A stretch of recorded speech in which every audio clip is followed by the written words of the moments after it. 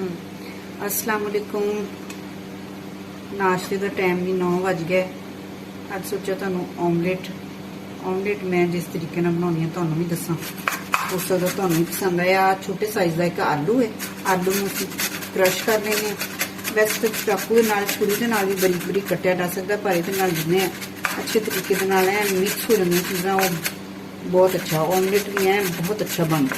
इसलिए मैं सोचा मैं जो तरीका आजमानी है ना, मैं उस तरीके के नाल तुहानू दसां। तुसीं भी आजमा के देखो कि किस तरह का बनता है। एक आलू क्रश करना है। आलू हो गया। एक छोटे साइज का प्याज में इस तरह क्रश कर लेंगे।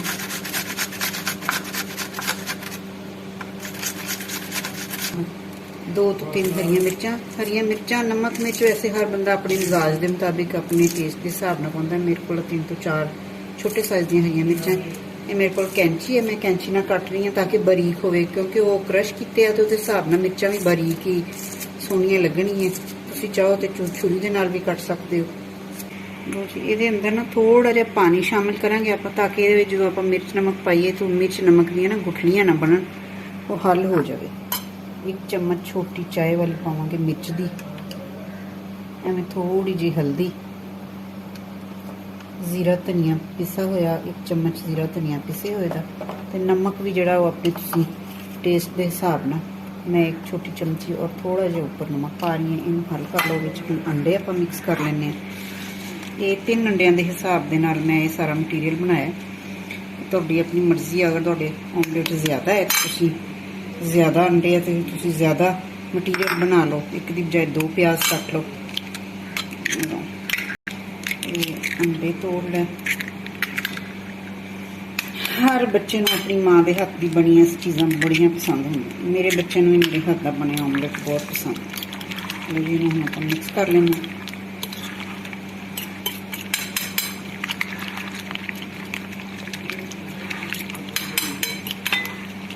ये हम आप पावे थोड़ा जहा धनिया, सबस धनिया, ये थोड़ा जहा सबस धनिया ये शामिल कर लो। ठीक है ना। ये तुसीं अपने मजाज के हिसाब नाल नमक मिर्च तेज़ कर सकते हो, हल्का कर सकते हो।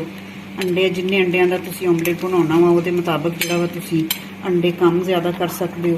अगर तुसीं चाहो तो विच टमाटर भी शामिल कर सकते हो। अजकल मौसम गर्मी का, अगर सर्दियां होण तो दूसरी सब्जियां भी, शिमला मिर्च वैसे तो अजकल है लेकिन अच्छी वाली क्वालिटी वाली नहीं, शिमला मिर्च बंद गोभी जो भी सब्जी तुसीं चाहो उहदे विच इहदे तुसीं शामिल कर सकते हो। पाया मैं देसी घ्यो दे विच बनाउणी ऑमलेट। देसी घ्यो का अपना ही मज़ा होंदा।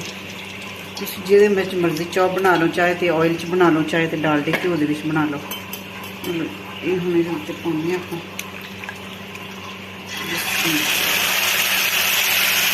इसनूं नाल हिला दिओ।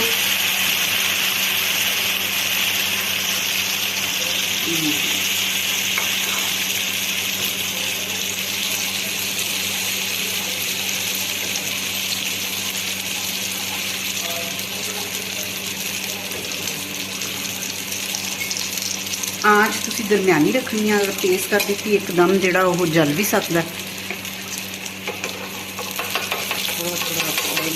थोड़ा लगता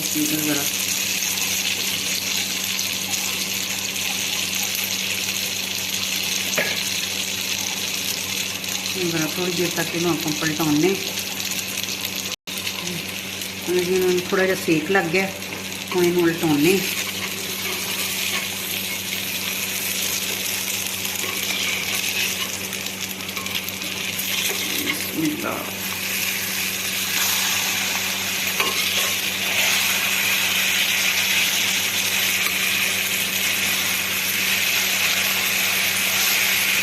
मैंने तैयार हो जाए। चाहे तो पराठियां नाल खाओ, चाहे तो ब्रैड नाल खाओ, चाहे तो रोटी नाल खाओ।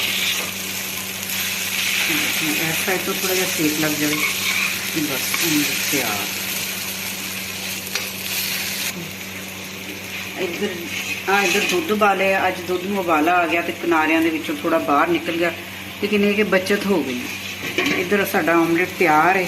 इस तो बाद जी रोटी पराठा जो भी बच्चे ने खाना होएगा वो बनावांगे, फिर नाल बनावांगे चाय, तो फिर साडा नाश्ता तैयार। अगर जी हम इन्हूं आपां प्लेट दे विच कढ लें। बिस्मिल्लाह। अल्हम्दुलिल्लाह इतनी सोहनी शक्ल। ऑमलेट तैयार, खाओ तो इंजॉय करो।